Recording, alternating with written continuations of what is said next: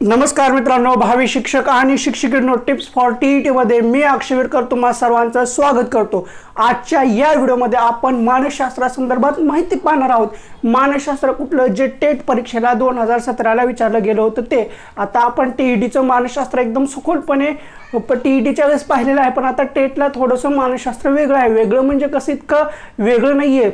टीईटीला जे मानसशास्त्र होतं तो पाया आहे, त्याच्यावर आधारित उपयोजनात्मक मानसशास्त्र हे आपल्या टेट परीक्षेला विचारलं गेलेलं आहे। आता टेट परीक्षेला मानसशास्त्र जे विचारलं होतं ते कुठलं होतं, त्यासाठी कुठले पुस्तकं लागत होते ते आपण सर्व मागच्या व्हिडिओमध्ये ज्यावेळेस टेट सिलेबस पाहत होतो त्यावेळेस मानसशास्त्राचे टिप्स म्हणून सिलेबस आणि कुठले पुस्तक वापरायचं हा व्हिडिओ टाकला होता। पण त्यामध्ये जे पुस्तकं सांगितले होते जवळजवळ 95% जणांना ते पुस्तकं भेटले नाहीत, ते पॉईंट्स भेटले नाहीत, तर त्यासाठीच हा आपण व्हिडिओ बनवत आहोत। म्हणजे आता टेट परीक्षेसाठी मानसशास्त्र कुठलं आहे ते आता आपण पाहणार आहोत आणि त्याच्यातल्या महत्त्वपूर्ण नोट्स सुद्धा आपण पाहणार आहोत।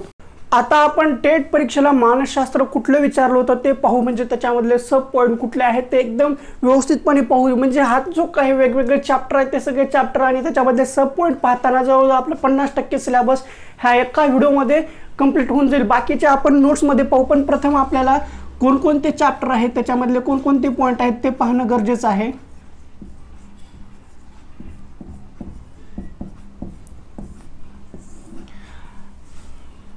आणि आता हे जे काही चॅप्टर वगैरे आहेत, हे जे काही पॉईंट आहेत ते सर्व एका पुस्तकातले नाहीत, हे 2 ते 3 पुस्तकांमधले एकत्रित करून गोळा करून हे केलेले आहेत।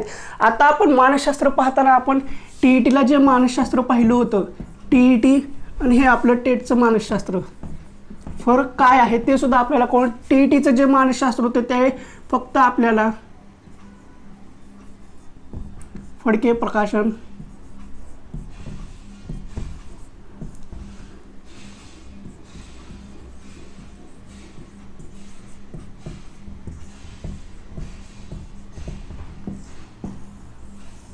गायकवाड सर, फडके प्रकाशन आणि गायकवाड सर यांच्या पुस्तकातून आपल्याला ते एकदम व्यवस्थितपणे मिळून गेलं होतं। आता ह्याच्यावर आधारित जेवढं काही मानसशास्त्र होतं ते आपण टीईटीच्या वेळेस पाहिलेलं आहे। ते पाहिलं नसेल तर ते पाहून घ्या, सर्व एक ना एक चॅप्टर एक ना एक वळ आपण त्यावेळेस पाहिलेली आहे। पण आता टेटला जे मानसशास्त्र आहे आणि ह्याच्यामध्ये जे टॉपिक आहेत ते वेगळे आहेत। आता हे कसं आहे, आपले टीईटीचं जे मानसशास्त्र होतं तो पाया आहे, तो पाया पूर्ण असल्याशिवाय आपल्याला टेटचं मानसशास्त्र समजणार नाही। आता टेटच्या मानसशास्त्रामधले चॅप्टर कुठकुठले आहेत तर पहिला चॅप्टर आहे व्यक्तिमत्व।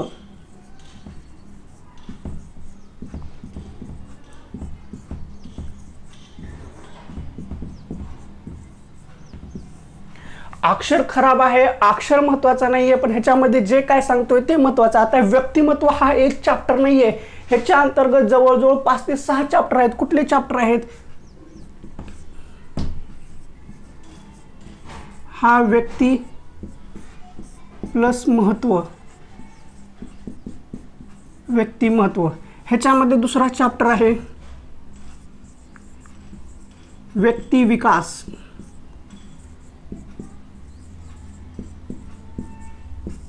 पुन्हा ह्याच्यामध्ये तिसरा चॅप्टर येतो व्यक्ती भिन्नता।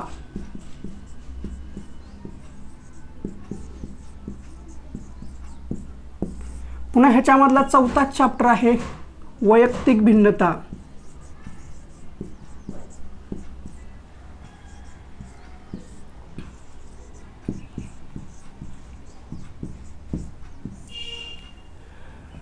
व्यक्तिमत्व ह्या चॅप्टर अंतर्गत कुठले कुठले येते, व्यक्तिमत्व एक आहे, त्याच्यामध्ये व्यक्ती विकास आहे, व्यक्ती भिन्नता आहे, वैयक्तिक भिन्नता, हे सगळे चॅप्टर फक्त व्यक्तिमत्व मध्ये येतात।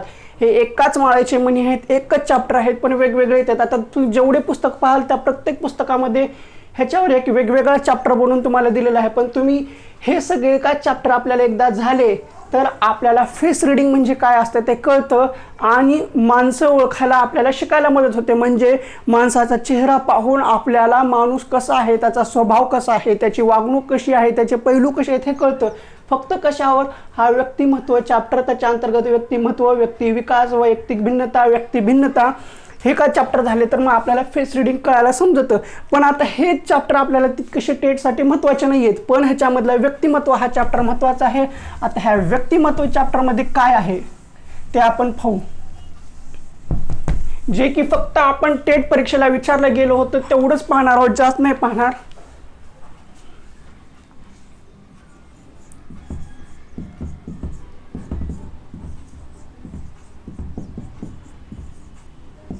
आता हा व्यक्तिमत्व आहे. आता प्रथम याच्यामध्ये व्यक्तिमत्व म्हणजे काय आहे, तर व्यक्तिमत्व म्हणजे पर्सनॅलिटी. आता पर्सनॅलिटी म्हणजे काय, तर पर्सनॅलिटी व्यक्तिमत्व यालाच पर्सनॅलिटी म्हणतात. पण आता पर्सनॅलिटी हा शब्द कुठून आलेला आहे, तर पर्सनॅलिटी हा शब्द लॅटिन भाषेतील पर्सोना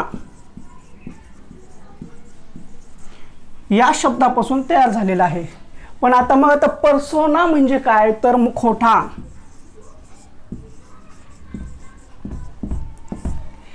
जे आपलं फेस असतं त्यालाच मुखवटा म्हणतात. आणि नाण्याच्या जशा दोन बाजू असतात तशाच आपल्या चेहऱ्याच्या दोन बाजू असतात. माणूस दिसायला असा दिसतो पण त्याच्या मागचं व्यक्तिमत्व, त्याचे पैलू वेगवेगळे असतात. तोच म्हणजे पर्सोना. पर्सोनाच म्हणजे मुखवटा. म्हणजेच आपला जो मुखवटा असतो तो व्यक्तिमत्व दर्शवतो. आता तो व्यक्तिमत्व कसं दर्शवतो ती गोष्ट वेगळी, पण आता ह्या व्यक्तिमत्वाच्या ह्याच्यामधले लॅटिन भाषेतील पर्सोना म्हणजे मुखवटा. आता आपल्याला व्यक्तिमत्व म्हणजे व्यक्तिमत्वाची व्याख्या पाहायला गेली जाईल तर म्हणजे व्यक्तिमत्व काय हे जर पाहायचं झालं तर व्यक्तीची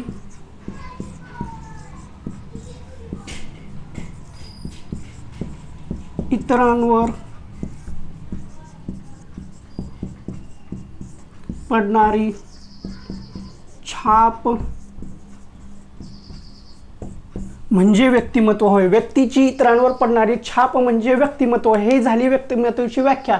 आता ही व्याख्या आपल्या टेटला विचारली गेलेली होती म्हणून सांगितलेली आहे. पण आता आपण याच्यातलं सब पॉईंट पाहणार आहोत. हे झालं. पण आता व्यक्तिमत्वाचं ह्याच्यामध्ये पाहताना आपल्याला आणखीन काय काय पाहता ते आपण व्यक्तिमत्वाची व्याख्या पाहिली, व्यक्तिमत्व हा शब्द कुठून आला ते पाहिलं. आता ह्याच्यामध्ये पॉईंट कुठले आहेत, व्यक्तिमत्वाचा अभ्यास करताना आपल्याला व्यक्तिमत्वाच्या विविध व्याख्या पाहायला मिळतात. आता व्याख्या कुणाकुणाच्या आहेत, नॉर्मलची आहे, आल्पोर्ट आहे, आयझॅकची आहे, आणखीन वेगवेगळे शास्त्रज्ञ आहेत. मग आता हे व्यक्तिमत्वाच्या व्याख्यामध्ये नॉर्मल आहे, आल्पोर्ट आहे, आयझॅक आहे. मग आता व्यक्तिमत्वाची व्याख्या आहे, स्वरूप आहे, पुन्हा ह्याच्यामध्ये सिद्धांत आहेत. आता हे सिद्धांत कसे आहेत माहिती आहे काय, आता हे जे काही व्यक्तिमत्वाचे सिद्धांत आहेत हे सिद्धांत वेगवेगळे आहेत. ह्याच्यामध्ये वेगवेगळे शास्त्रज्ञांनी वेगवेगळे सिद्धांत मांडले. त्याच्यामधला नॉर्मल कधी सिद्धांत मांडला तर 1970ला. पुन्हा आयझॅक 1972. पुन्हा येतो मिशेल, ह्यानं मांडलेला सिद्धांत कधीचा आहे, 1976चा आहे. मग आता ह्याच्यामध्ये आणखीन वेगवेगळे सिद्धांत आहेत. सिद्धांत आणखीन कोण मांडलेला आहे तर आल्पोर्टचा सुद्धा सिद्धांत आहे. आणि आता जो आल्पोर्टचा सिद्धांत आहे तो आल्पोर्टचा सिद्धांत कुठला आहे, तो गुणत्व सिद्धांत आहे. आणि ह्याच्यामध्ये त्यानं 3 घटक सांगितलेले आहेत, मूलभूत, प्राथमिक असे वेगवेगळे 3 घटक सांगितलेले आहेत. त्याच्या अंतर्गत आणखीन सब पॉईंट आहेत. मग आता ह्याच्यामध्ये आणखीन आहे फ्राईड. फ्राईड काय आहे, फ्राईडनं कुठला सिद्धांत मांडला होता तर फ्राईडचा होता मनोविश्लेषणवादी सिद्धांत.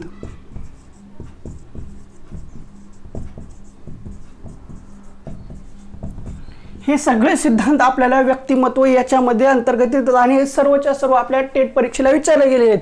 मग आता ह्याच्यातलं राहतं स्वरूप. स्वरूप कसं आहे तर व्यक्ती हा एकाच साच्याचा बनलेला असतो. प्रत्येकाचे व्यक्तिमत्व भिन्न भिन्न असते आणि व्यक्तीमध्ये वेगवेगळे गुण असतात, शारीरिक, मानसिक, बौद्धिक हे सगळे वेगवेगळं असतं. हे स्वरूपामध्ये येतं. प्रत्येकाचं व्यक्तिमत्व हे वेगवेगळं असतं.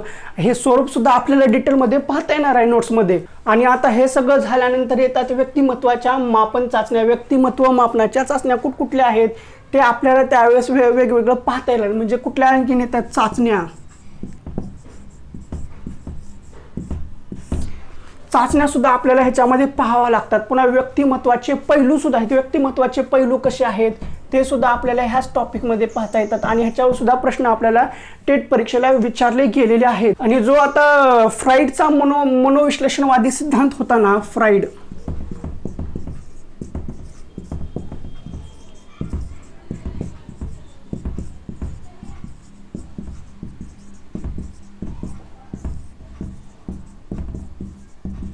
आता ह्याच्यामध्ये काय आहे माहिती आहे का, ह्याच्यामध्ये आहे इदम, अहम, पराहम, ह्या ज्या काही 3 संकल्पना आहेत, इदम, अहम, पराहम, ह्या तिन्ही संकल्पनेवर आधारित CTETला भरपूर प्रश्न असतात. भरपूर म्हणजे प्रत्येक परीक्षेला 2 ते 3 प्रश्न ह्या फ्राईडच्या मनोविश्लेषणवादी सिद्धांतामध्ये विचारले गेलेले आहेत आणि त्यावरच आधारित आपल्या टेटमध्ये सुद्धा विचारले गेले आहेत. इदम म्हणजे काय, अहम म्हणजे काय, पराहम म्हणजे काय, याच्यातून व्यक्तीचं व्यक्तिमत्व कसं असतं हे विचारलं गेलेलं आहे. हे सुद्धा आपल्याला नोट्समध्ये पाहायला मिळणार आहे. आता ह्याच्यानंतरचा दुसरा टॉपिक आहे तो कोणता आहे तो पाहू. हा व्यक्तिमत्वामध्ये इतके पॉईंट आहेत, एवढ्या पॉईंटवर आधारित प्रश्न विचारले गेलेले आहेत. आता जे प्रश्न विचारले गेलेले आहेत तेच पॉईंट आपण पाहणार आहोत आणि त्याच पॉईंटवर आधारित नोट सुद्धा पाहणार आहोत. आता आणखीन एक टेट परीक्षेला विचारला गेलेला चॅप्टर आहे संप्रेषण. आता संप्रेषणावर आधारित भरपूर प्रश्न विचारले गेलेले आहेत. संप्रेषण, आता हे संप्रेषण म्हणजे काय ते महत्त्वाचं आहे. त्या अगोदर संप्रेषणाच्या व्याख्या कोण कोण केलेल्या आहेत ते सुद्धा पाहणं गरजेचं आहे. संप्रेषणाच्या व्याख्या कोण कोण केलेल्या आहेत तर पहिली व्याख्या आहे रेमंड बोर. आता रेमंड बोरने केलेली व्याख्या सुद्धा आपल्याला पाहणं गरजेचं आहे. त्यानंतर कूट्सची व्याख्या आहे. नावं थोडेसे अवघड आहेत पण व्याख्या पाहिल्यानंतर आपल्याला समजून जातं. त्यानंतरची आहे बेहरीफ. ह्या तिघांच्या व्याख्या खूप महत्त्वाच्या आहेत. संप्रेषण हा टॉपिक पाहताना आपल्याला रेमंड बोर, कूट्स, बेहरीफची व्याख्या पाहणं खूप गरजेचं आहे. आता आपण संप्रेषण हा घटक पाहताना याच्यामध्ये आपल्याला संप्रेषणाची व्याख्या पाहणं खूप गरजेचं आहे. संप्रेषणाची व्याख्या विचारली गेलेली आहे. बॅकग्राऊंडला वेगवेगळे आवाज येत असतील तर ते इग्नोर करा, कारण सध्या बाहेर रस्ते खोदण्याचं काम चालू आहे. अगोदर गटर बांधतात, अगोदर रस्ता चांगला बांधलेला असतो, त्यानंतर गटरचे काम चालू असते, म्हणजे रस्ता खराब करून टाकतात. तसेच काहीतरी कामं चालू आहेत. व्याख्या काय आहे संप्रेषणाची तर व्यक्तीच्या चेहऱ्यावरील हावभाव, बोलणे, लिखाण यांद्वारे विचार किंवा भावनांचे केले जाणारे आदान प्रदान म्हणजे संप्रेषण होय. आता या संप्रेषणासाठी कुठले शब्द वापरले जातात तर संप्रेषणासाठी वेगवेगळे शब्द वापरले जातात. कोणते? विनिमय, संदेशवहन,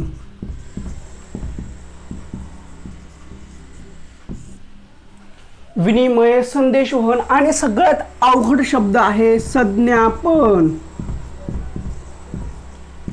हे संप्रेषणासाठी वापरले जाणारे शब्द आहेत आणि टेटमध्ये यावर आधारित एक प्रश्न भेटलेला आहे की संप्रेषण म्हणजे काय, विनिमय, संदेशवहन, संज्ञापन याच्यामधला एखादा शब्द दिला गेला होता आणि संप्रेषण म्हणजे काय ते विचारलं होतं. संप्रेषणालाच वेगवेगळे शब्द आहेत, विनिमय, संदेशवहन, संज्ञापन. हे झालं संप्रेषण. याच्यामधले रेमंड बोर, कूट्स, बेहरीफची यांची व्याख्या. त्यानंतर संप्रेषणाला कुठले कुठले शब्द आहेत. पण आता सगळ्यात महत्त्वाचा घटक संप्रेषणावर आहे कुठला? संप्रेषणाची प्रक्रिया.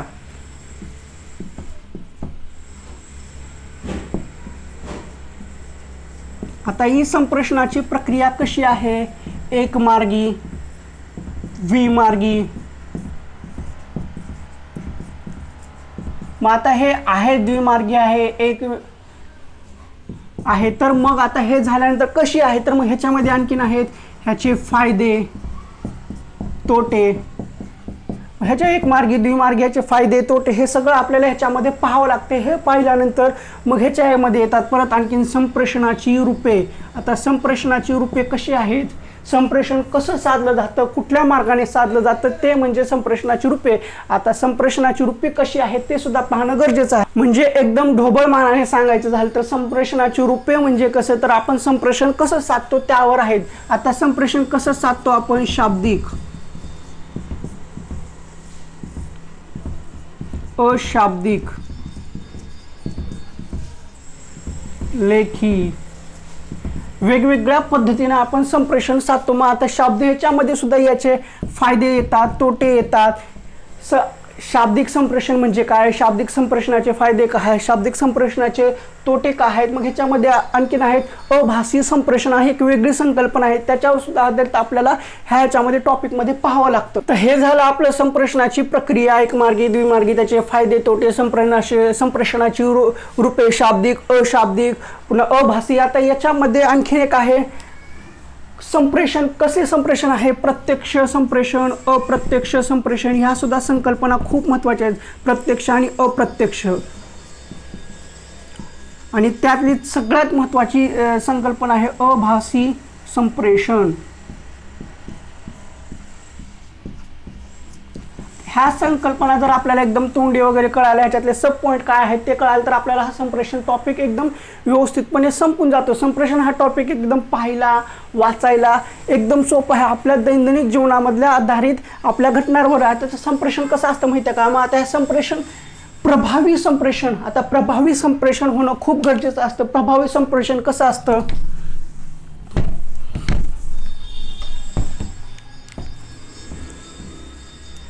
प्रभावी संप्रेषण ही संकल्पना सर्वात अतिशय महत्त्वाची आहे। जर संप्रेषण एकदम प्रभावी झालं नसेल तर मग संप्रेषणामध्ये अडथळा निर्माण होतो। आता संप्रेषणामध्ये प्रभावी संप्रेषण होण्यासाठी वेगवेगळ्या गोष्टी महत्त्वाच्या असतात, त्या गोष्टी पाहणं गरजेचं आहे। पण आता ह्याच्यामध्ये जे अडथळे येतात, प्रभावी संप्रेषणामध्ये जर अडथळे आले तर मग आपलं संप्रेषण व्यवस्थित होत नाही। मग आता समजा मी इथून सांगतोय, तुम्हाला बोलतोय, तुम्हाला एकदम व्यवस्थितपणे सांगण्याचा प्रयत्न करतोय, पण आता ते जर तुम्हाला पोहोचलं नाही, आता जर आपली लाईव्ह स्ट्रीमिंग असती, लाईव्ह स्ट्रीमिंगमध्ये जर मी असं सांगत असतो आणि त्यावेळेस जर तुमचं नेट चालत नसेल, वफरिंग होत असेल, मी सांगत असताना तो मुद्दा तिथेच राहिला आणि पुढे गेलो, तर हा झाला संप्रेषणामधला अडथळा। आता ह्याच्यामध्ये संप्रेषणामध्ये अडथळे कसे आहेत तर वेगवेगळे प्रकारचे अडथळे असू शकतात की आपली भाषाशैली महत्त्वाची आहे, भाषाशैली जर चांगली नसेल तर संप्रेषणामध्ये अडथळा येतो। आता संप्रेषण घडण्यासाठी दोन महत्त्वाच्या गोष्टी असतात, कुठल्या? प्रेषक आणि श्रोता। आता प्रेषक आणि श्रोता म्हणजे काय असतं? सरळ सांगायचं झालं तर मी माहितीचे आदान प्रदान करतो, मी माहिती तुम्हाला सांगतो, मी झालं प्रेषक आणि ते तुम्ही माहिती ग्रहण करतात, तुम्ही झाला श्रोता। आता जर ह्याच्यामध्ये अडथळे कसे येतात? मी जर सांगालेली माहिती तुम्हाला समजली नाही, माझी भाषा चायनीज असेल आणि ती तुम्हाला समजली नसेल, तुम्ही मराठी जाणता, मी चायनीजमध्ये बोलत असेल, तर तो झाला संप्रेषणामधला अडथळा। तो कुठला झाला? भाषिक अडथळा। मग आता मी जे सांगतोय आणि ते तुमच्यापर्यंत पोहोचत नाहीये किंवा ते तुम्हाला ऐकू येत नाही, तर किंवा आता माझी बोलण्यामध्ये अडखळत बोलत असेल किंवा माझे शब्द काय काय असतील, आता मला एक सांगायचं झालं तर मुंगी पाण्यात पडली, हे वाक्य आहे, काय आहे? मुंगी पाण्यात पडली। जर आता मला ड म्हणायला येतच नसेल तर मी काय म्हणत असेल? मुंगी पाण्यात पडली, मुंगी पाण्यात पडली। आता मुंगी पाण्यात पडली हा शब्द आहे, पण मला डच्या ठिकाणी ड म्हणायलाच येत नसेल, डला मी ळ म्हणत असेल तर काय होईल? मुंगी पाण्यात पडली हा झाला संप्रेषणातील अडथळा। जर वैयक्तिक दोष असेल किंवा आपल्याला काही येत नसेल किंवा काही बोलताना अडखळत असेल आणि ते मी तुम्हाला सांगत असेल, त्याच्यामध्ये जो अडथळा येतो तो झाला संप्रेषणातील अडथळा। हे जर अडथळे आपण दूर केले तर होतं प्रभावी संप्रेषण। बस एवढंच आहे संप्रेषण ह्या टॉपिकमध्ये, ह्याच्यापेक्षा वेगळं आणखीन काही नाही आहे संप्रेषण या टॉपिकमध्ये। आता ह्याच्या पुढले जे टॉपिक आहे ते एकमेकांवर आधारित आहे। ह्याच्या पुढला टॉपिक कुठला आहे? समायोजन।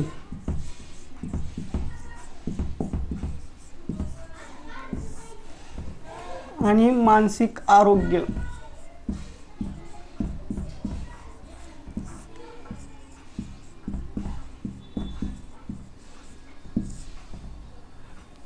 आता पाहायला गेलं तर समायोजन हा वेगळा टॉपिक आहे, सेपरेट टॉपिक पाहावा लागतो। समायोजन आणि मानसिक आरोग्य हा वेगळा टॉपिक आहे, पण हे दोन्ही एकमेकांशी निगडीत आहेत। मानसिक आरोग्यामध्ये आपल्याला एक खूप मोठा चॅप्टर आहे, त्याच्यावर आपल्याला खूप सारे प्रश्न विचारले आहेत, पण समायोजन पाहणं सुद्धा गरजेचं आहे।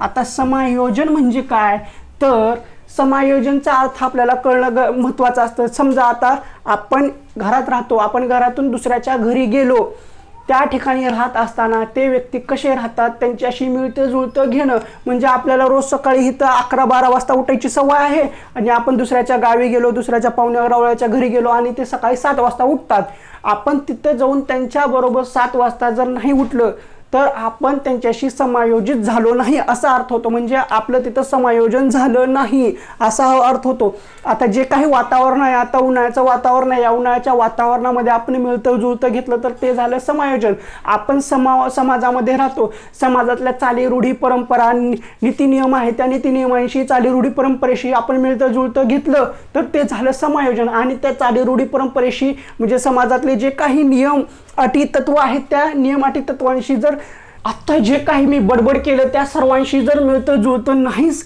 घेतलं तर आपण ते काय तयार होतं, कुसमायोजन.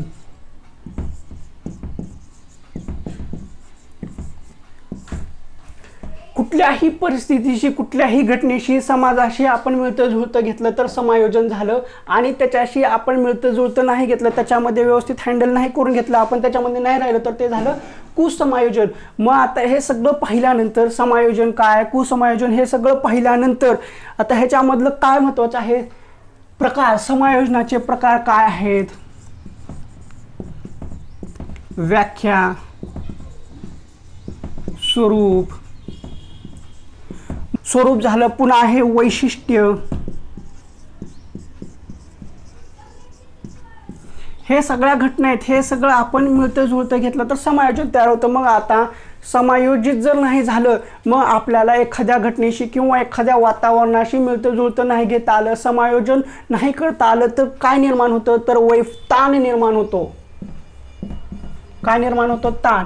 मग आपल्याला ताण जर व्यवस्थित हँडल नाही करता आलं तर त्याच्यातून निर्माण होतं वैफल्य.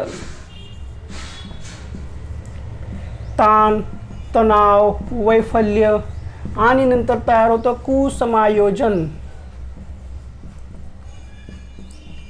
ह्या सगळ्यांशी व्यवस्थित आपलं मिळतं जुळतं नाही झालं तर मग त्याच्यातून निर्माण जी होणारी घटना असते ते असतं मानसिक आरोग्य.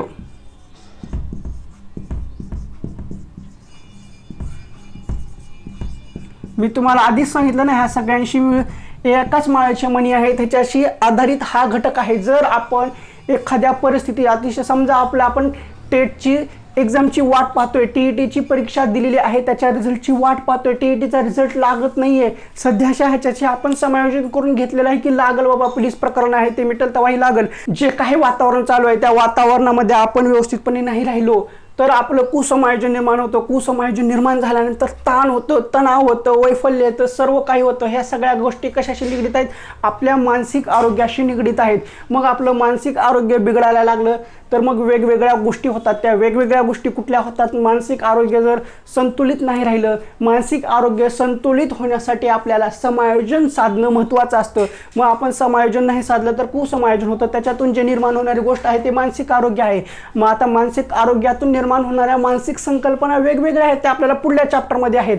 आता हा जो काही चॅप्टर आहे समायोजन, आता हे समायोजन व्यक्तीला कुठं कुठं साधायचं असतं. व्यक्तीला समायोजन हे आपल्या समाजाशी,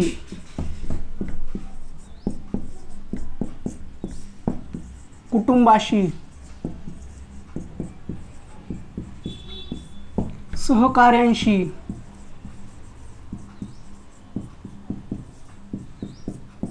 परिस्थितीशी,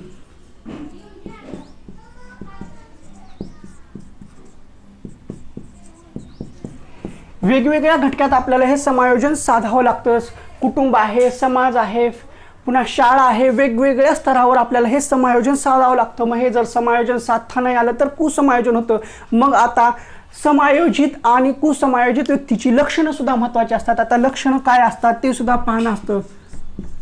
जी समायोजित व्यक्ती आहे त्या समायोजित व्यक्तीची लक्षणं काय आहेत आणि कुसमायोजित व्यक्ती त्याची लक्षणं काय आहेत. मग आता समायोजन साधण्यासाठी वेगवेगळे प्रकार आहेत, प्रयत्न करावे लागतात. मग आता जो काही समायोजन आहे ह्या समायोजनाच्या ह्याच्यामधून एक निर्माण झालेली संकल्पना आहे ती कुठली, संघर्ष. आता कुठल्याही गोष्टीसाठी आपल्याला संघर्षच करावा लागतो. संघर्ष, आपल्याला समायोजन साधण्यासाठी संघर्ष करावा लागतो. आपल्याला 2 वेळेचं पोटभर जेवण्यासाठी सुद्धा संघर्ष करावा लागतो. 1 रुपया कमवण्यासाठी सुद्धा संघर्ष करावा लागतो. तसं समायोजन साधण्यासाठी सुद्धा संघर्ष करावा लागतो. मग आता ह्या संघर्षाचे प्रकार सांगितलेले आहेत. कोण सांगितलेले आहेत? कर्ट लिव्हिन यांनी सांगितलेले आहेत. कर्ट लिव्हिन म्हणा किंवा कूट लिव्हिन म्हणा, ज्याला की प्रेरण संघर्ष असे म्हटले जाते. आता हे संघर्ष कुठले आहेत? आपल्याला एखादी गोष्ट पाहिजे आणि एखादी गोष्ट नको. एक आहे धनात्मक संघर्ष आणि एक ऋणात्मक संघर्ष, म्हणजे तो झाला प्लस मायनस. मग आता आणखीन एक गोष्ट असते, समजा आता आपल्याला आंबा सुद्धा खायचा आहे आणि आपल्याला कलिंगड सुद्धा खायचं आहे, पण दोन्हीपैकी कुठली तरी एकच गोष्ट आपल्याला निवडावी लागते, ते झालं प्लस प्लस, म्हणजे धनात्मक. हे याला काय म्हणतात माहिती आहे का? प्रगमन. प्रगमन म्हणजे किंवा ह्याला होय होय सुद्धा संघर्ष असे सुद्धा म्हटले जाते. धनात्मक संघर्ष आहे कुठला, प्लस प्लस म्हणजे मला कलिंगड पण पाहिजे, टरबूज पण पाहिजे, पण अशा वेळेस कुठली तरी एकच गोष्ट निवडावी लागते, ती आहे संघर्ष. कुठली पण एक गोष्ट निवडावी लागते, त्याला संघर्ष म्हटलं. तो कुठला झाला, प्रगमन संघर्ष.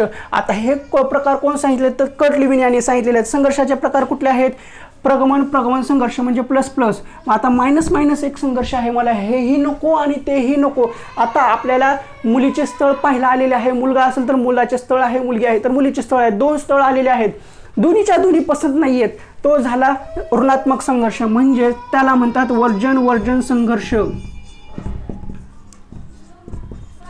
हेही नको तेही नको, मला काहीच नको, मला टीईटीच्या रिझल्टची सुद्धा अपेक्षा नाही, मला टेट परीक्षा सुद्धा द्यायची नाही, तो झाला वर्जन संघर्ष.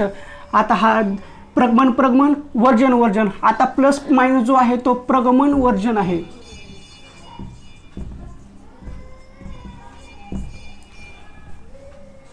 असे कर्ट लिव्हिन यांनी संघर्षाचे प्रकार सांगितले. आता जो काही संघर्ष निर्माण झालेला आहे त्या संघर्षातून बाहेर पडण्याचे सुद्धा काही मार्ग आहेत. मार्ग कोणते आहेत, ते मार्ग आहेत एक प्रत्यक्ष मार्ग आणि अप्रत्यक्ष मार्ग.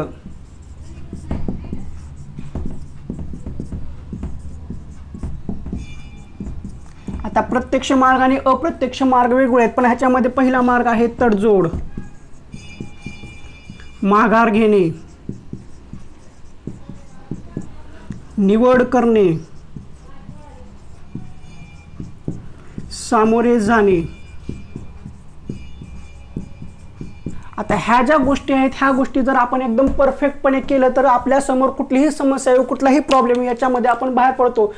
आता तडजोड, आपल्याला हेही नको तेही नको पण कुठलं तरी एक घ्यायचं लागतं, मग तडजोड करावी लागते, ती झाली तडजोड. माघार घेणं म्हणजे काय माहिती आहे का, एखादी मोठी घटना आहे त्या घटनेला आपण सामोरं जाऊ शकत नाही, ते करू शकत नाहीये, तर सरळ काम आहे तिथं माघार जायचं, आपल्याला झपत नाही ना ते माघार जायचं.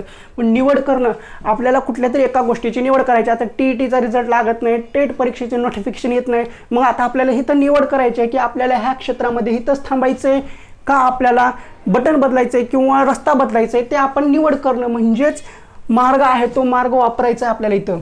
आणि सामोरं जाणं म्हणजे हे काय आपल्याला हे जात नाही तर एकदम फेस करणं महत्त्वाचं आहे. म्हणजे जी काही समस्या आहे त्या समस्येला सामोरं जाणं खूप महत्त्वाचं आहे. हे आहेत प्रेरण संघर्ष आणि त्याचे मार्ग.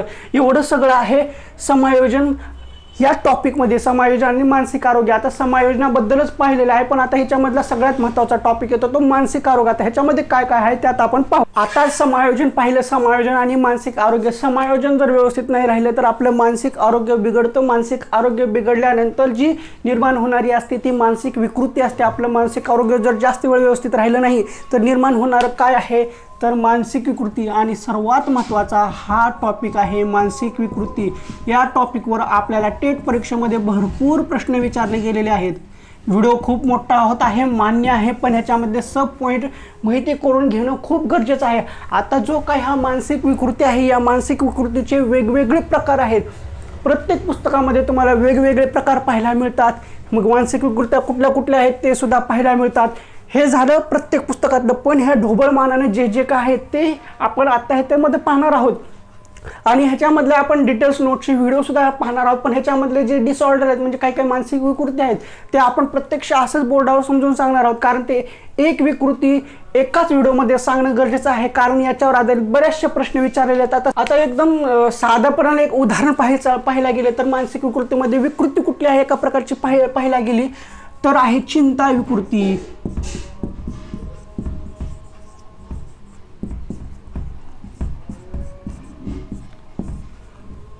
पुन्हा आहे निद्रावस्था विकृती. वेगवेगळ्या विकृती आहेत. ह्या सगळ्या विकृत्या आपल्याला एका टॉपिकमध्येच पाहणं गरजेचं आहे. सगळ्यात महत्त्वाची आहे छिन्न मनस्कता.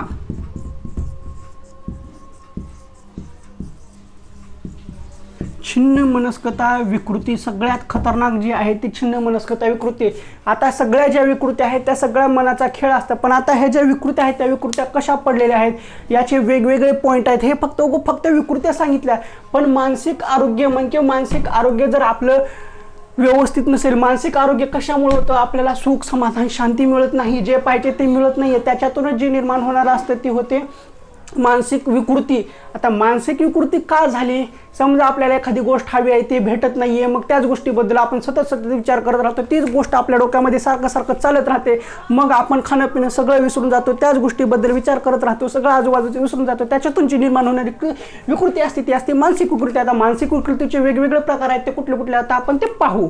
आता ढोबळमानाने पाहायला गेलं तर सामान्य आणि असामान्य असे विकृतीचे प्रकार पडतात, पण ह्याच्यामध्ये प्रत्येक पुस्तकामध्ये प्रत्येक मानसशास्त्रज्ञाने वेगवेगळ्या विकृतीचे वेगवेगळे प्रकार सांगितलेले आहेत. कुठले? सामान्य आणि असामान्य. आता ह्याच्यामध्ये वेगवेगळे प्रकार आहेत. कुठले प्रकार आहेत? कुठल्या मानसशास्त्राने हे नस विकृती सांगितलेली आहे. वेगवेगळ्या विकृती सांगितल्या आहेत, पण सांगायचं गेलं तर विकृत्या एकदम मेन कुठल्या आहेत? शारीरिक विकृती,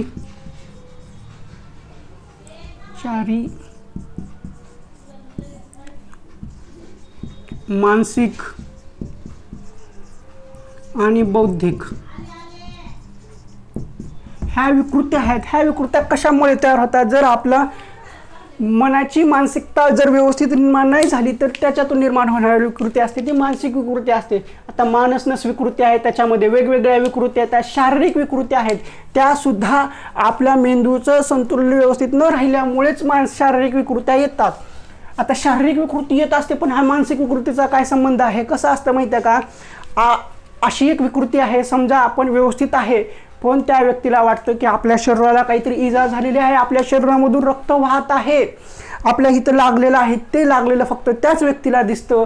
किंवा मला काहीतरी आता सुई जरी टुचलेली असेल तर मला कोणतरी तलवार खुपसली आहे असं वाटणं, किंवा मी आता मरतोयच, मला एक जरी शिंक आली तर मला आता अटॅक येतोय, किंवा मी असं चलता जर पाय लचकला तर माझा पाय मोडलाय असं वाटतं. पण ती ॲक्च्युली त्या व्यक्तीला शारीरिक विकृती आहे असं वाटतं. ती दवाखान्यात जाते, दवाखान्यात चेक करते, वेगवेगळे रिपोर्ट घेते, वेगवेगळ्या टेस्टिंग करते, त्याच्यातून काहीच साध्य होत नाही. मग त्या ती फक्त राहते, ती फक्त त्याच्या मनामधली जी विकृती असते ती असते मानसिक विकृती, ती येते शारीरिक विकृतीमध्ये. आता मानसिक विकृतीमध्ये वेगवेगळ्या विकृती आहेत, मनाच्या विकृती आहेत, सगळ्याचा भाग आहे फक्त मानसिक विकृती.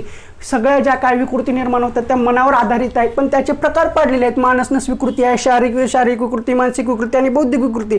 आता मेन काही विकृत्या कुठल्या आहेत त्या आपण पाहू. आता जर आपण ह्या मानसिक विकृत्यांचे वेगवेगळे प्रकार पाहायला गेलं तर आपल्याला ओपन युनिव्हर्सिटीच्या पुस्तकामध्ये त्याचं विश्लेषण अशा पद्धतीने केलेलं आहे. मानसनस विकृती ह्याच्यामध्ये ज्या विकृत्या येतात किंवा ह्याच्यामध्ये कुठल्या विकृत्या येतात ते आहेत. वियोजनात्मक विकृती. आता वियोजनात्मक विकृती कोणत्या प्रकारच्या आहेत ते त्या पुस्तकामध्ये त्याचंही दिलेलं आहे. पुन्हा रूपांतरित विकृती आहे, मनोविक्षित विकृती आहे, व्यक्तिमत्व विकृती आहे. सगळे मानसिक विकृतीचे प्रकार आहेत. त्या प्रकाराअंतर्गत कुठल्या विकृती आहेत ते दिलेले आहेत, पण परीक्षेला आपल्याला तसे विचारलं नाहीये. एखादी विकृती दिलेली आहे, ती विकृती कुठल्या प्रकारातली आहे ते विचारलेलं आहे. आता हे मेन पॉईंट आहेत, ह्याच्या अंतर्गत विकृती आहेत, पण आपल्याला असं मानसनस विकृती कोणती आहे, वियोजनात्मक विकृती कुठली आहे, रूपांतरित विकृती कुठली आहे असं नाही विचारलं. आता विकृत्या कोणत्या आहेत तर सर्वात पहिली विकृती आहे चिंता विकृती. ह्याच्यानंतर आहे अवास्तव चिंता.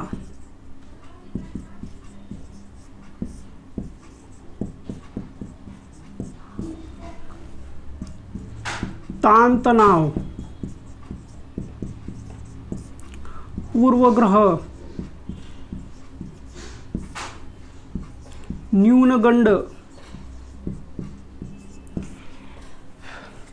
चिंता विकृती, अवास्तव चिंता, ताणतणाव, पूर्वग्रह, न्यूनगंड. आणखीन कुठली विकृती आहे? लैंगिक विकृती.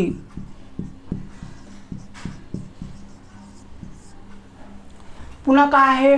आत्मताडन. आता आत्मताडन ही सुद्धा विकृती आहे. आत्मताडन.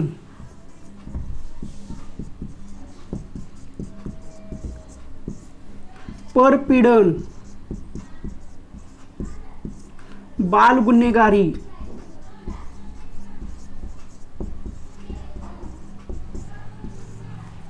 ह्या विकृत्या आहेत. मग ह्याच्यामध्ये आणखीन एक प्रकारचा आहे फोबिया. आता फोबिया ही सुद्धा एक प्रकारची विकृती आहे.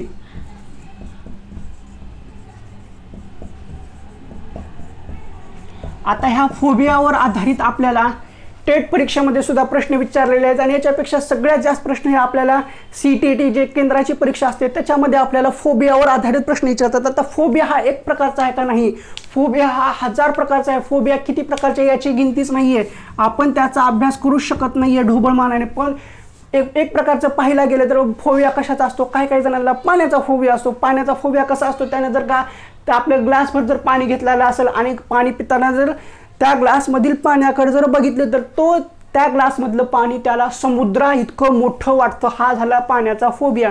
आता काही जणांना कशाचा फोबिया असतो? उंचीचा फोबिया असतो। काही जण जर असं पहिल्या मजल्यावर जरी गेलं आणि एकदम असं जरी पाहिलं किंवा स्टूलवर उभा टाकलं तर स्टूलवर जर असं खाली पाहिलं तर त्यांना खाली मुठ्ठीलट दरी आहे असं वाटतं, तो झाला फोबिया। काही जणांना खूप वेगळे फोबिया असतात। काही जणांना आपल्याला कोणतरी मारतंय, आपला कोणतरी मागून पाठलाग करतो। आता मी इथं थांबलोय, हा बोर्डमधून कोणतरी मागून असा चाकू खुपसून माझा खून करणार आहे, हा झाला फोबिया। वेगवेगळ्या प्रकारचे फोबिया असतात। काही जणांना काय वाटतं, माझा हातच उचलत नाहीये, माझा हातच निकामी झालाय। मग आता एवढे काही जे फोबिया आहेत त्याला वेगवेगळे नाव दिलेले आहेत, ते इंग्लिश नाव आहेत, असं एकदम ऐकायला वेगळं जातं। ते फोबियाचा चॅप्टर जो आहे तो आपण सेपरेट करणार आहोत, कारण वेगवेगळे प्रकारचे फोबिया आहेत त्यावर आधारित खूप प्रश्न विचारले गेलेले आहेत। आता हे झालं, आपण बालगुन्हेगारीपर्यंत आलतो। पुन्हा नंतर आहे कुठला आणखीन एक विकृती आहे, अनिवार्य विचार।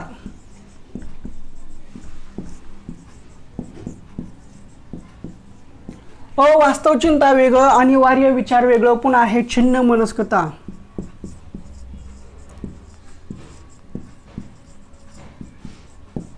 आता ह्या छिन्न मनस्कतेमध्ये याची वैशिष्ट्ये आहेत। म्हणजे काय आहे छिन्न मनस्कता, म्हणजे काय, छिन्न मनस्कतेचे वैशिष्ट्ये, याचे प्रकार काय आहेत, हे सगळं ह्या विकृतीमध्ये येतं। आता ह्या सगळ्या वेगवेगळ्या विकृत्या आहेत, हे फक्त मी ढोबळमानाने एवढ्या सांगितलं। चिंता, अवास्तव चिंता म्हणजे कुठल्याही गोष्टीची चिंता करणे, आपल्या डोक्यामध्ये सारखा विचार येणे, ती झाली चिंता। आता समजा माझं काय होईल, मला नोकरी लागेल का नाही, माझं लग्न होईल का नाही, मला नोकरी नाहीच लागली तर कोण पोरगी देईल का नाही, ही झाली चिंता। तर अवास्तव चिंता, अवास्तव चिंता म्हणजे काय असतं? विनाकारण काही गोष्ट नसताना उगाच येण्यासारखा विचार करायचा, अवास्तव चिंता। त्याचे वास्तवाशी काही देणं घेणं नसतं अशी चिंता करणं म्हणजे अवास्तव चिंता। ताणतणाव, ताणतणाव सुद्धा ही एक विकृती आहे। ताणतणाव काय येतं? आपण कुठल्याही परिस्थितीची समायोजन व्यवस्थितपणे करत नाही, समायोजन व्यवस्थितपणे केलं नाही किंवा दगदग झाली तर आपल्याला डोक्याला ताण येतो। तो ताण आपण जास्त विचार करत बसलं तर जास्त ताणतणाव निर्माण होतो। पुन्हा आहे पूर्वग्रह। पूर्वग्रह म्हणजे काय? ही सुद्धा एक प्रकारची विकृती। ही पूर्वग्रह ही एक प्रकारची विकृती कशी आहे? समजा आता कुठलाही एखादा व्यक्ती असो किंवा आता मी जर इथं थांबलोय, मी इथं थांबून तुम्हाला जर सांगत असेल, तुमच्या मनामध्ये एखादी गोष्ट अगोदरच ठरलेली असेल, मी जे सांगतोय ते एकदम 100% चुकीचं सांगते, ह्या येड्याला काय बी येत नाही, येडं काय बी सांगते, उगं बडबड करत बसते, उगं यूट्यूबवर येऊन काही व्हिडिओ टाकत बसते, हे जर तुमच्या मनामध्ये अगोदरच तुम्ही तसं गृहीत ठरवून ठेवलेलं असेल तर मी कितीही एकदम व्यवस्थितपणे सांगू 100% खरं आहे असं जरी सांगितलं तरी तुम्हाला ते खोटंच वाटणार, तो झाला पूर्वग्रह दोष। ही सुद्धा एक प्रकारची विकृती आहे। पुन्हा हे न्यूनगंड। न्यूनगंड म्हणजे काय? समजा आता मी जर इथं थांबलोय, इथं कॅमेरासमोर फेस करतोय, आता जर माझ्या मनामध्ये किंवा माझ्या ह्याच्यामध्ये कॅपॅसिटीज नसेल, मी जर कॅमेरासमोर थांबू शकत नसेल किंवा माझ्या मनामध्ये असंच निर्माण झालेलं असेल, मी कॅमेराला फेस करू शकणार नाही, मी तुम्हाला जे सांगितले ते व्यवस्थितपणे सांगणार नाही, तुम्हाला समजणार नाही, असं जर माझ्या मनामध्ये आलं तर न्यूनगंड झाला। किंवा मी इथं उभा टाकू शकत नाही किंवा मी समाजामध्ये फिरण्याच्या लायकीचा नाही आहे, समाज मला समजून घेणार नाही, असंच आपल्या मनामध्ये येतं, तो झाला न्यूनगंड। म्हणजे स्वतःबद्दल कमी समजणं, स्वतःला कमी समजणं, आपली काहीच लायकीच नाही असं समजणं म्हणजे न्यूनगंड। आता न्यूनगंड हा निर्माण करणारा कोण असतं? सर्वात जास्त न्यूनगंड हा आपल्याला समाज निर्माण करून देतो। न्यूनगंड निर्माण करण्यामध्ये सर्वात महत्त्वाचा वाटा असतो समाजाचा। तुम्ही कितीही भले असाल, तुम्ही कितीही चांगले असाल, समाज आपल्याला नावं ठेवतो। तुम्ही कितीही चांगले कार्य केलं तर समाज नावं ठेवतो, त्यामुळे समाज आपल्या मनामध्ये भीती निर्माण होते, मग ती गोष्ट करू वाटत नाही, त्याच्यातून पुन्हा न्यूनगंड निर्माण होतो। न्यूनगंड निर्माण होणं याला कारणीभूत जास्त समाज असतो आणि एकदा का तुमच्या मनामध्ये न्यूनगंड निर्माण झाला, तो न्यूनगंडातून बाहेर पडणं खूप अवघड जातं। ही एक प्रकारची मानसिक विकृती आहे। त्यानंतर आहे लैंगिक विकृती। लैंगिक विकृतीमध्ये सुद्धा 4-5 प्रकार आहेत। लैंगिक विकृती हा वेगवेगळ्या प्रकार आहेत, त्या आपण व्यवस्थितपणे समजून सांगताना आत्मताडण। आता आत्मताडण म्हणजे काय आहे? जे काही आपला आत्मा आहे, आपलं शरीर आहे, आपला आत्मा आपल्या शरीराला स्वतःलाच त्रास देणं म्हणजे आत्मताडण. आता आपल्या शरीराला आपल्या आत्म्याला ताडण कसं करतो म्हणजे काय माहिती आहे का? आता हा आत्मताडणाचा प्रकार हा प्रेमी युगलांमध्ये जास्त प्रमाणात पाहायला मिळतो. कसं समजा आता एक मुलगी आहे, मुलगा आहे, मुला-मुलीचं रिलेशन चालू आहे, मुलगी फोनवर बोलत होती, ह्यानं सुद्धा फोनवर बोलत होता. तितक्याच तिनं म्हणली मला घरचा फोन आला, मी नंतर फोन करते. तिनं फोन केली, कट केली. तिनं मग नंतर फोनवर घरच्यांना बोलत बसली. 10 मिनिट झाले, 15 मिनिट झाले, 15चे 20 मिनिट झाले, 1 तास झालं. हा बाबा तिचीच वाट बघत बसलेला, तरी काय तिचा कॉल येईना. मग हा वैतागून तिला कॉल करतो, कॉल केला तरी तिकडे बिझी लागतो. मग परत 15 मिनिटांनी कॉल करतो, तरच बिझी लागतो. मग नंतर हा मेसेज करतो की मी तुझ्या घराकडे यायला लागलो, तुझ्या घराच्या खाली थांबलो, आत्ताच्या आत्ता ये. बरं ठीक आहे. तिनं येते म्हणते, मग ये घराच्या खाली. मग तो जातो, तिथं थांबतो, तिला बोलवतो, तेवढ्यात कॉल करतो तर परत बिझी लागतो. मग तिनं नंतर कट करून परत कॉल करते, सांगते की माझ्या मैत्रिणीचा कॉल होता. बरं ठीक आहे. 10 मिनिट झाले, 10चे 15 मिनिट झाले, परत आणखीन एकदा ह्यानं कॉल करतो. त्यावेळेस ती मुलगी सांगते की आता माझ्या पप्पाचा कॉल आला होता. ठीक आहे, हा झाला. मग झालं. मग थोड्या वेळानं ती मुलगी येते, मुलगा समोर असतो, भेट होते. मग त्यानं रागारागानं मोबाईल चेक करायला सांगतो, मोबाईल देतो, मोबाईल बघतो, तर काय मुलीने सगळी कॉल हिस्ट्री चेक केली. मग आता कॉल हिस्ट्री चेक केल्यानंतर तिथं त्याच्या पत्त्या गोल होत्यात म्हणजे त्याचं डोकं सटकतं. मग त्या क्षणाला तो मुलगा त्या मुलीला तिथं काहीच म्हणू शकत नाहीये, राग व्यक्त करू शकत नाहीये. मग तो घरी येतो. घरी आल्यानंतर मग तो स्वतःलाच त्रास देतो, मी का प्रेमात पडलो, का मी त्या मुलीच्या मागं लागलो. मग तो स्वतःला त्रास देतो. स्वतःला त्रास कसं देतो? पट्टा घेतो, पट्ट्यानं स्वतःच्या हाताला मारतो, ब्लेडनं मारतो, डोकं भिंतीला बडवतो, डोक्यात बाटली फोडून घेतो. तो म्हणजे ते जे कृती झाली ती झाली आत्मताडण, म्हणजे स्वतःला त्रास करून घेणं. आणि त्याच्या विपरीत आहे परपीडन, म्हणजे दुसऱ्याला त्रास देणं. आता परपीडन ही जी विकृती आहे ती ही विकृती लैंगिक विकृतीमध्ये सुद्धा मोडते. परपीडन म्हणजे काय असतं? दुसऱ्याला त्रास देणं, स्वतःला त्रास न देता दुसऱ्याला त्रास देणं. दुसऱ्याला त्रास दिल्यानंतर आपल्याला जे सुख मिळतं ते सुख सर्वात महत्त्वाचं आहे अशी जी व्यक्ती मानते आणि दुसऱ्याला त्रास देऊन स्वतः सुखात राहते, ती जी असते ते परपीडन असतं. आता बालगुन्हेगारी कसं आहे माहिती आहे का? काही लहान व्यक्ती आहे, त्या लहान व्यक्तीला किंवा लहान मूल आहे, बाळ आहे, त्याला जी गोष्ट पाहिजे ती घरची गोष्ट देत नाही आहेत. मग तो दुसरा मार्ग अवलंबतो, काहीतरी चोऱ्या बिऱ्या करायला शकतो, तिथून निर्माण होणारी गोष्ट आहे ती बालगुन्हेगारी. आता बालगुन्हेगारी हा चॅप्टर सुद्धा खूप महत्त्वाचा आहे. हा वेगळा चॅप्टर आहे, आपल्या TETला सुद्धा महत्त्वाचा आहे, टेटला सुद्धा महत्त्वाचा आहे. हा सेपरेट सुद्धा पाहणं गरजेचं आहे. याच्यामध्ये सुद्धा वेगवेगळे प्रकार आहेत. बालगुन्हेगाराची कारणे आहेत, त्याच्यातून बाहेर पडण्याचे आहे, याचे कायदे आहेत, याचे नियम आहेत. त्यानंतर आहे अनिवार्य विचार. काही विचार करणं, विनाकारण विचार करणं म्हणजे अनिवार्य. जेव्हा बघल तेव्हा त्याच्या थोबाडावर 12 वाजलेले असतात, म्हणजे तो काही येण्यासारखा विचार करत असतो, तो असतो अनिवार्य विचार. अनिवार्य विचार म्हणजे काय? आता ही फॅन आहे, इथं मी थांबलोय, हा फॅन माझ्या डोक्यात पडला तर माझं काय होईल? अनिवार्य विचार. काहीही देणं घेणं नाही कुठलीही गोष्ट. आता इथं घंटी वाजली, ही घंटी काच वाजली आहे, तर घंटीच का वाजली, त्याची हिंमतच कशी झाली घंटी वाजवायची? असंच आपण मनातल्या मनात काही विचार करत बसणं म्हणजे तो झाला अनिवार्य. त्याला काही देणं घेणं नसतं, उगाचच विचार करतो. पुन्हा आहे छिन्न मनस्कता, सगळ्यात महत्त्वाचा घटक आहे आणि आपल्याला हा सेपरेट पाहायचा आहे. छिन्न मनस्कता विकृती. आणि या छिन्न मनस्कता विकृतीचे वैशिष्ट्य आहेत, फायदे आहेत, तोटे आहेत, प्रकार आहेत, हे सगळं आहे. एवढं सगळं घटक आहे. कुठलं आहे? मानसिक विकृतीमध्ये. आता मानसिक विकृती निर्माण होण्याचं कारण तर तुम्हाला सांगितलेले आहेत. मनाची अशांतता, आपलं समायोजन व्यवस्थित नाही झालं तर मानसिक आरोग्य ढासळतं. मानसिक आरोग्य ढासळल्यानंतर जी विकृती निर्माण होते ते मानसिक विकृती होते. आता मानसिक विकृतीमध्ये एवढे प्रकार आहेत. आता सगळ्यात महत्त्वाचा आणखीन एक विकृती आहे, जेवणाबद्दलची सुद्धा विकृती आहे. तुम्हाला तर लक्षात नसेल. आता जेवणाबद्दलची काय विकृती असू शकते? तर आपल्या टेटला परीक्षेला पडलेला प्रश्न आहे. काय पडलेला प्रश्न आहे?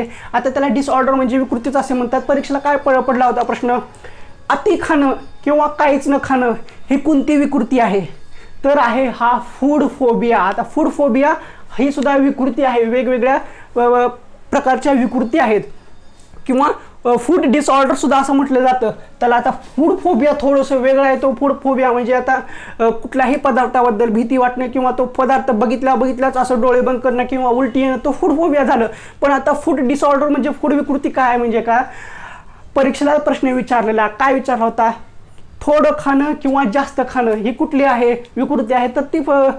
तर ती आहे ती अन्नासंबंधीची विकृती आहे. आता वेगवेगळ्या विकृती आहेत ते याच्याबद्दल ज्या महत्त्वाच्या आहेत, ज्या परीक्षेला विचारल्या गेल्या होत्या त्या आपण सविस्तरपणे त्याचे वेगवेगळे व्हिडिओ करून पाहणार आहोत. आता हा एवढा सगळा टॉपिक आहे आणि ह्याच्यामध्ये आणखीन एक छोटासा टॉपिक आहे स्व. आता स्व ही संकल्पना आहे, नुसती संकल्पना आहे आपल्याला माहिती आहे, पण स्व म्हणजे काय? मी स्वतः स्व, संवेदित स्व, आता स्वचे सुद्धा प्रकार आहेत, याच्यावर आधारित सुद्धा आपल्या टेटला प्रश्न पडलेले आहेत, हा सुद्धा चॅप्टर आहे आता। आणि हे सगळे चॅप्टर पाहिल्यानंतर आपल्याला किती मार्काचा अभ्यास होतो, इकडे फडके प्रकाशन आणि गायकवाड सर यांचं पुस्तक जर पाहिलं, आपण 1 मिनिट पुसून घेऊ थोडंसं अगोदर, खूप राडा झालेला आहे इथं। ही सगळी गोष्ट आहे टीईटीचं, म्हणजे आपल्या टीईटीला जो अभ्यास केलेला आहे फडके प्रकाशन आणि गायकवाड सरचं पुस्तक, ह्याच्यातून आपल्याला फक्त 5 मार्क्सचा अभ्यास मिळून जातो, तो पाया आहे, तो पाया कंप्लीट झाल्याशिवाय हे कळणार नाही। आणि आता आपण मी टेटला जेवढे काही चॅप्टर सांगितलेले आहेत, जेवढ्या काही संकल्पना क्लिअर करून सांगितल्या, कुठले कुठले मुद्दे आहेत, काय आहे ते सगळं सांगितलेलं आहे, ते सर्व विचारलं जातं 10 मार्कला। किती? 10 मार्कला। हे झाले 5 मार्क, हे झाले 10 मार्क, किती झाले? 15 मार्क। आणि आता ह्याच्यापेक्षा वेगळा एक घटक आहे, तो आहे 10 मार्काचा, म्हणजे आपलं मानसशास्त्र आहे 25 मार्काचं। 25 मार्काला टेटला आपल्याला मानसशास्त्र विचारलं गेलं आहे, हे 10 मार्क हे येड्या गबाळ्याला सुद्धा मिळू शकतात, फक्त आपल्या सद्सद विवेक बुद्धी जर जागृत ठेवली, आपली वाचनाची जर स्किल चांगली असेल, आपण व्यवस्थितपणे वाचू शकत असेल, तर हे 10 मार्काला आपल्याला व्यवस्थितपणे मिळू शकतात। ते कुठले आहेत? नैतिक आहे किंवा निर्णय क्षमता, हे सगळे 10 मार्क हे निर्णय क्षमतेवर आधारलेले आहेत। त्याच्यामध्ये नैतिकता आहे किंवा नैतिक मूल्य आहे,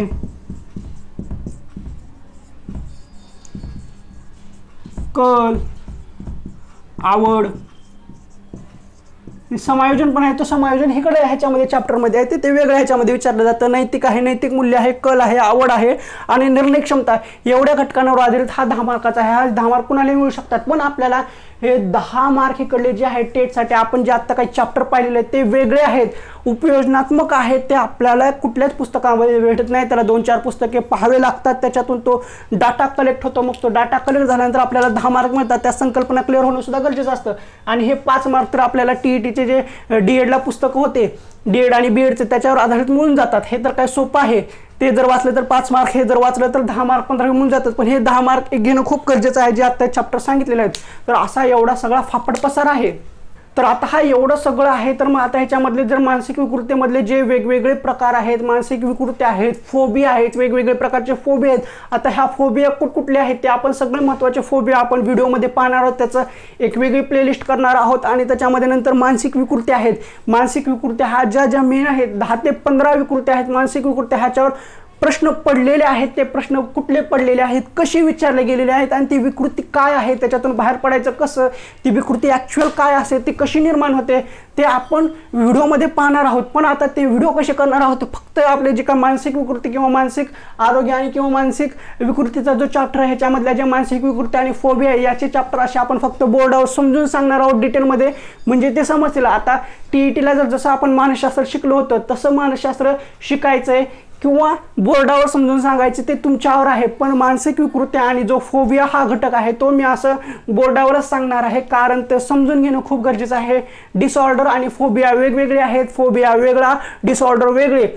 डिसऑर्डर म्हणजे विकृत्या आहेत, त्या विकृत्या वेगवेगळ्या आहेत, त्या विकृत्या खूप डेंजर आहेत, आपण आतापर्यंत कधी अशा त्याची नावं सुद्धा ऐकले नसतील, अशा विकृत्या आहेत, त्या समजून घेणं गरजेचं आहे। त्यावर कसे प्रश्न विचारले गेलेले आहेत ते इथं समजून व्यवस्थितपणे मी सांगतो। पण आता राहिला जो समायोजन पुन्हा व्यक्तिमत्व विकास आहे, तो जो चॅप्टर आहे ते सुद्धा चॅप्टर असेच समजून सांगायचे का, त्याचे आपण टीईटीला जसे व्हिडिओ बनवले होते त्या नोट्सच्या आधारे व्हिडिओ बनवायचे, हे सगळं सर्वस्वी तुमच्यावर आहे, तुम्हाला कसे व्हिडिओ पाहिजेत ते सांगा। पण मी एक सांगतो की मानसिक विकृती आणि जो फोबियाचा घटक आहे तो मी असा समजून सांगणार आहे बोर्डावर, आणि तो एका व्हिडिओमध्ये शक्य नाही आहे, कारण एका व्हिडिओमध्ये सांगितलं तर ते समजणार नाही आहे। एक विकृती आणि एक फोबिया एका व्हिडिओमध्ये, म्हणजे एक विकृती असेल, आता छिन्नमनस्कता ही विकृती आहे किंवा लैंगिक विकृती आहे, निद्रा अवस्था ही विकृती आहे, याचे सेपरेट व्हिडिओ टाकणार आहोत, कारण एक विकृती ही जवळजवळ 7 ते 8 मिनिटांमध्ये समजून जातात। सगळ्याच विकृत्या एका व्हिडिओमध्ये टाकलं तर मन लागत नाहीये, तेवढं आपलं कॉन्सन्ट्रेशन पॉवर राहत नाहीये, समजत नाहीये। प्रत्येक विकृती हे एका व्हिडिओमध्ये असे रोज व्हिडिओ येतील याची मी काळजी घेतो, आणि असं जास्तीत जास्त प्रयत्न करतो की पटपट व्हिडिओ टाकण्याचा प्रयत्न करतो। पण आता जी काही बाकीचे चॅप्टर आहेत ते बाकीचे चॅप्टर तुम्हाला कसे हवेत, नोट्सच्या स्वरूपात हवेत, की आपण टीईटीला जसं शिकवलं होतं किंवा टीईटीला जसं ते पुस्तकामधल्या ओळी वाचून जे महत्त्वाचं आहे तसं सांगितलं होतं तसं घ्यायचं की असं बोर्डावर घ्यायचं, तेवढं फक्त तुम्ही कमेंट बॉक्समध्ये सांगा। आणि आता जेवढा काही सिलेबस सांगितलेला आहे याच्यावरून तुम्हाला जवळजवळ 50% अंदाज आलेला आहे कुठले चॅप्टर आहेत, कुठला पॉईंट आहे, कुठल्या घटकावर प्रश्न विचारलेला आहे. आता जर तुम्ही पुस्तकामध्ये गेल्या वर्षीची प्रश्नपत्रिका बघितली असेल तर ते तुम्ही प्रश्न वाचले तर ह्या चॅप्टरमधलं तुम्हाला सगळ्यात लगेच लक्षात येईल की बाबा ह्या घटकावर हा टॉपिक होता, ही संकल्पना होती, तर ह्याच्यावर प्रश्न पडलेला होता. जेवढे काही प्रश्न पडले होते त्यांवर आधारित सगळं मटेरियल गोळा करून ते चॅप्टर वाईज मी तुम्हाला सांगितलेलं आहे. आणि आता ते फक्त तुमच्यावर आहे की कसं तुम्हाला मिळवायचे ते नोट्सच्या स्वरूपात हवे TETला जसं शिकवलं होतं तसं किंवा बोर्डावर शिकवूच पाहिजे ते फक्त तुम्ही कमेंट बॉक्समध्ये सांगा. तर आता आजच्या या व्हिडिओमध्ये एवढंच ठीक आहे. तुम्हाला हा व्हिडिओ कसा वाटला तो कमेंट बॉक्समध्ये नक्की सांगा. व्हिडिओ आवडला असेल तर व्हिडिओला लाईक करा, शेअर करायला विसरू नका. बस.